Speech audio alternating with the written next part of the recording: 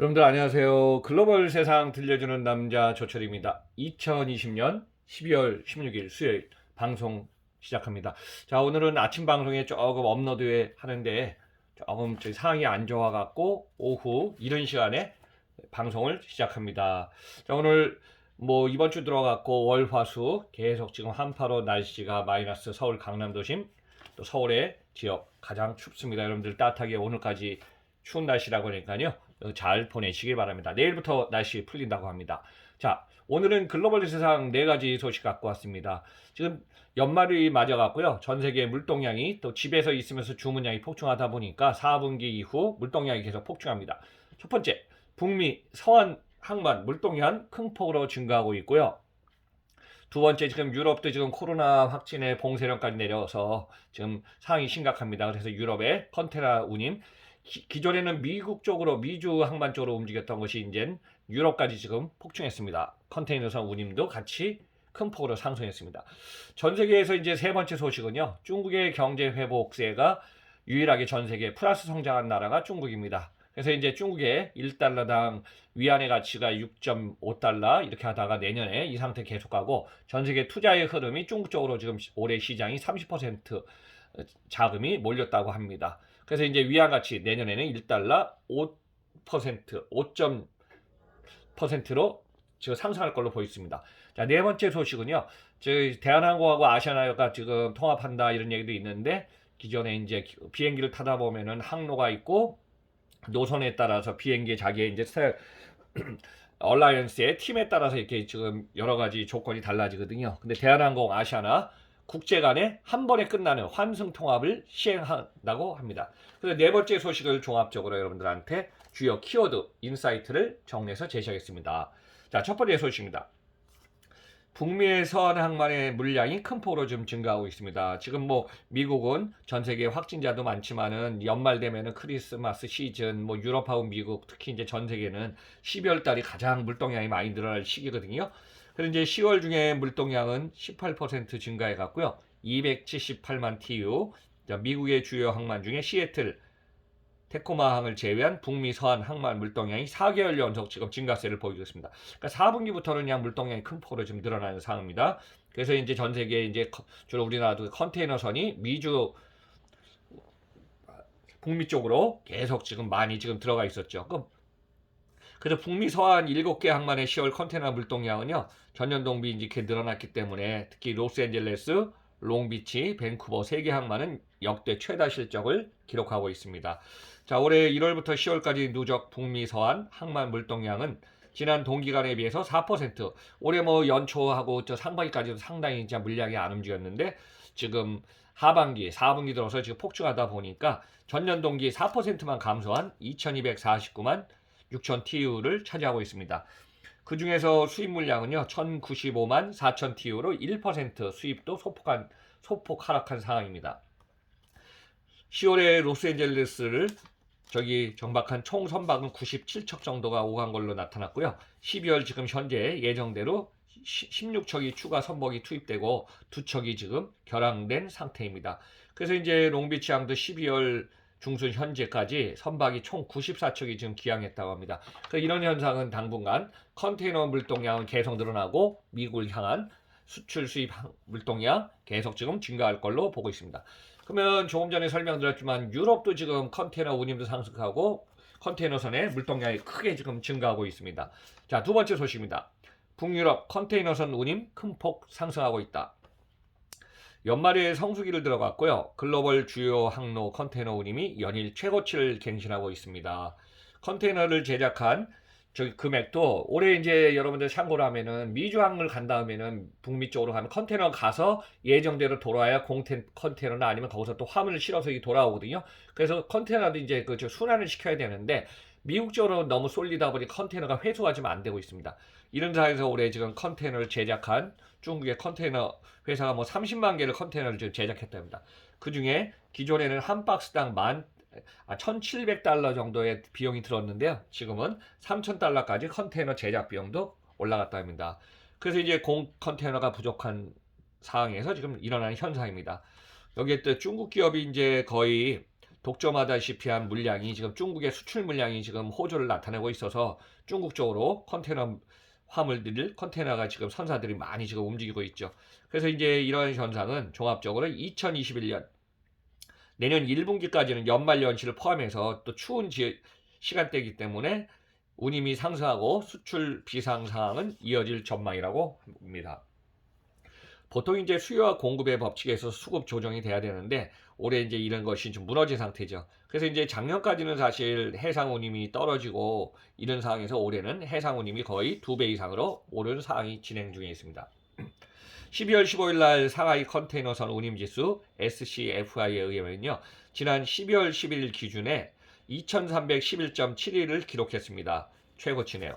전주 대비 8.6% 상승한 수치이고요. 11월 13일 한 달 전에 1857.33에 비하면 24.5%가 상승한 포인트입니다.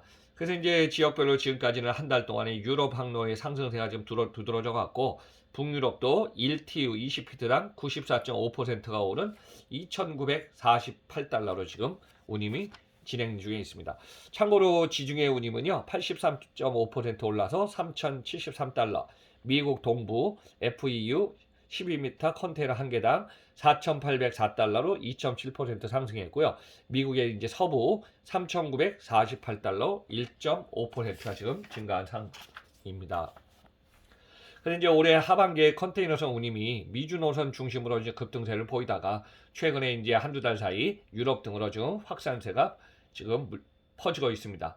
그래서 여기에는 이제 미국의 소비가 급증하고 있고요. 연말을 맞이해서 더 커지고 있고요. 여기에 또 중국의 수출도 증가세가 큰 폭으로 상승해서 이런 것이 같이 맞물린 상태로 보시면 되겠습니다. 그래서 글로벌 주요 선사들이 컨테이너선에 미국으로 지금 몰리면서 수급 문제가 상당히 심각했죠. 컨테이너가 돌아와야 되고 거기서 물량을 실어야 되니까요. 근데 미국에 건너가 컨테이너 회수가 좀 안 된 것이 있어서 여기에 컨테이너를 급한 대로 주문 제작해서 보내는 경우도 좀 많이 생기고 있습니다. 그래서 이제 컨테이너 가격이 방금 전에 설명드렸듯이 급등해갖고 중국은 11월 말에 30만 개의 컨테이너를 생산했다고 합니다. 그래서 한 개당 1,700, 1,800달러 했던 컨테이너 가격이 최근에는 3,000달러까지 오르고 있는 상황이라고 합니다. 그래서 이제 컨테이너 운임이나 컨테이너 가격 상승에 이어서 2021년 1분기 1, 2, 3월까지는 이런 상황은 계속 이어질 전망이라고 예측하고 있습니다. 자, 세 번째 소식은요. 전 세계에서 유일하게 플러스 성장한 중국이 투자 자금도 많이 몰리지만은 위안 1달러에 대한 위안 가치가 이제 큰 폭으로 지금 상승하고 있어서 내년도에 더 크게 오른다는 상황입니다. 자, 올해 세계에서 유일하게 플러스 성장하는 국가를 보면은 중국이 단독입니다. 그래서 중국의 국채 증시 지금도 자금도 연초보다 지금 30% 늘었고요. 달러당 지금 1달러 6위안대 상황인데 내년에 가면은 5위안대 진입도 가능하게 될 것이라는 예상치가 나오고 있습니다. 위안이 절상하게 올라가게 되면요. 중국 입장에서는 수출하는 데 악재, 영향이 있을 수 있고 또 그 다음에 전 글로벌 세상에서 중국 상품의 경쟁력이 좀 떨어질 수가 있겠죠. 그래서 이제 중국 정부가 외환 개입을 하냐 안 하냐, 언제 하냐 이것도 큰 변수가 될 걸로 보이고 있습니다. 자, 위안화 강세가 지금 계속 진행 중인데요. 21년에는 위안화 가치가 30년 만에 최고치로 기록한다는 전망을 나타내고 있습니다. 자, 전 세계에서 이제 유일하게 플러스 성장한 중국 경제에 대한 기대감이 있고요. 여기에 지금 자금이 몰려들고 있습니다. 그래서 위안화 가치는 지금 12월 15일 날 1달러 6.54선에서 지금 거래를 되고 있는데요. 올해 참고로 이제 최저점이 1달러당 7.16 정도였습니다. 그러면 이제 당시에 비하면 약 9.6%가 상승한 수치입니다. 그래서 이대로 간다면은 중국 2021년에는 달러당 5위안대로 진입할 수 있다는 것이 시장의 전망을 입니다. 자, 여기에 이제 아시아 통화도 강세를 보이고 있어 갖고요. 엔화 가치는 7.1% 증가했고 우리나라 원화 가치도 12.1% 오르는 상태입니다. 그래서 이제 얼마 전에 우리나라가 지금 1달러가 1100선이 무너지고 1080원대 중반까지 가다가 오늘 지금 오후에 첫 장을 제가 지금 방송하면서 보니까요. 1달러 1093원 정도의 거래가 지금 되고 있습니다. 그래서 연말까지 뭐 1달러가 1000원대는 무너지지 않을 것 같고요.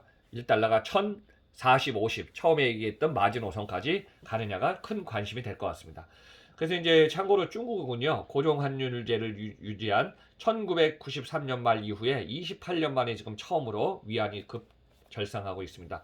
당시에 이제 중국은 수출 경쟁력을 확보하기 위해서 94년에 위안화 가치를 갖다가 50% 절하한 상황이 있었습니다.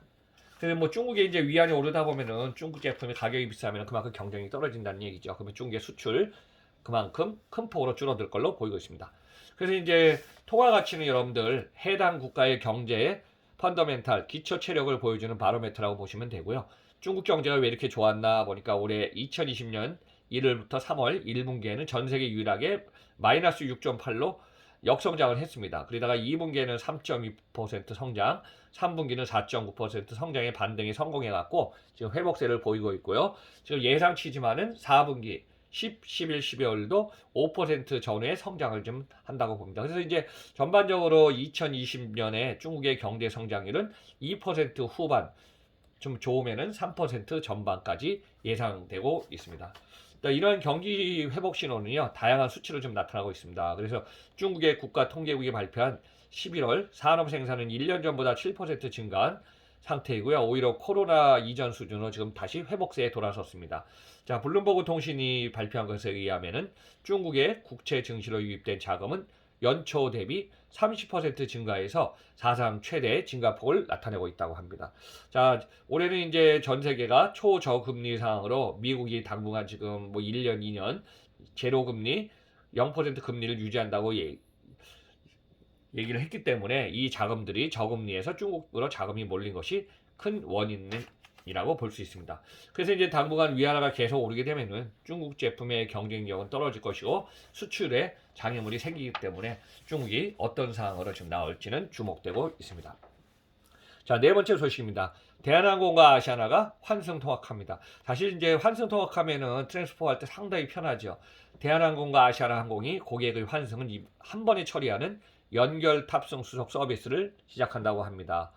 자, 연결 탑승 수속은요, 환승객의 편의를 위해서 항공시간 협약에 의해서 이루어지는 서비스인데요. 이번 서비스가 시행되면은 환승객 입장에서는 첫 탑승 수속 시에 환승 항공편에 좌석도 배정할 수 있고요. 탑승권도 발권하고 제일 지금 번거로운 수화물 탑승도 한 번에 일괄적으로 처리하게 되는 것입니다. 자, 지금까지 환승객들이 이를 별도로 지금 진행해 와서 참 불편했는데요. 예를 들어 한번 제가 제시해 보겠습니다. 미국에서 대한항공 타고 인천에 도착해 갖고 또 인천을 경유해서 유럽으로 간다고 했을 때 대한항공 타고 인천에서는 다시 아시아나를 탄다고 합시다. 왜냐하면 전 세계에는 대한항공, 아시아나 노선이 겹치는 데도 있지만 겹치지 않고 대한항공만 가고 아시아나만 가는 저기 공항이 있거든요, 노선이. 그래서 이제 미국에서 대한항공을 발권을 받고 인천공항에서 또 아시아나 항공 카운터에 탑승소를 지금까지 해야 됐습니다. 근데 이런 것이 한목에 해결됩니다. 그래서 한 번에 이제 다 끝나게 되는 것이죠. 그래서 지금까지 데이터를 보니까 2019년에 인천공항에서 두 개의 항공사를 환승한 개수를 보니까 1200, 그러니까 12,000여 명이 지금 환승을 승객했고요. 연결 탑승 수속 서비스가 되면은 출발 시간 기준이 48시간 전부터 좀 가능할 걸로 보고 있습니다. 그래서 대한항공은 델타항공, 에어프랑스 등 전 세계 49개 주요 항공사와 지금 협약을 맺고 지금 진행 중인 상황이기 때문에 저 같은 경우는 이제 비행기를 제가 한 2,000번 이상 타고 글로벌 세상을 다녔는데 올해는 이제 뭐 비행기 한 번도 못 탔습니다. 그래서 이제 비행기를 많이 타는 사람 같은 경우 짐 백에지 짐도 좀 붙이면서 저기 수화물 탁송부터 모든 것이 한 번에 처리된다는 건 상당히 편리한 것인 것 같습니다. 자, 2020년엔 지금 전 세계 여객 화물이 거의 90% 이상 줄었다고 합니다. 그래서 이제 이런 상황인데 지금 코로나 백신이 지금 상품화돼서 접종이 시작돼서 지금 영국, 미국, 기타 국가들이 지금 백신 접종을 한다고 하니까 2021년에는 좀 국제 간의 여객도 탈 수 있고 비행기도 좀 국제 간에 해갖고 전 세계 비즈니스가 좀 원활하게 조금씩 정상화로 제자리를 찾아갔으면 합니다. 그래서 지금 여러분들도 항상 진짜 가장 중요한 거는 내가 마스크 하면서 자신을 지키는 거기 때문에 전 세계 지금 연말을 맞이해서 물동량이 큰 폭으로 증가한다는 것을 오늘 좀 특집으로 했습니다. 그래서 미국으로 폭증했던 물량이 최근에 한 달 사이에 유럽까지 폭증하면서 그 중에 이제 전 세계 수혜를 받은 거는 생산 공장의 대국 중국은 지금 엄청난 지금 수혜를 좀 받고 있습니다. 그리고 여기에 지금 대한항공 아시아나가 환승 통합하면서 고객의 서비스는 편리하게 되었다는 것을 한번 정리해봤습니다. 자, 글로벌 세상 들려주는 남자 조철희 박사입니다. 자, 오늘까지 날씨 춥다고 하니까 여러분들 따뜻하게 하고 다니시기 바랍니다. 그러면은 오늘 마지막에 구독을 안 누르신 분은 쿡 부탁드리겠습니다. 자, 오늘은 갑자기 지금 아침에 방송하다가 업로드 안 돼서 오후 첫 방송으로 여러분들한테 라이브 방송을 해서 곧 업로드 시켜서 방송이 나갈 겁니다. 여러분들 오늘도 즐겁고 건강 유의하면서 행복한 시간 되시기 바랍니다. 그럼 내일 뵙겠습니다. 감사합니다.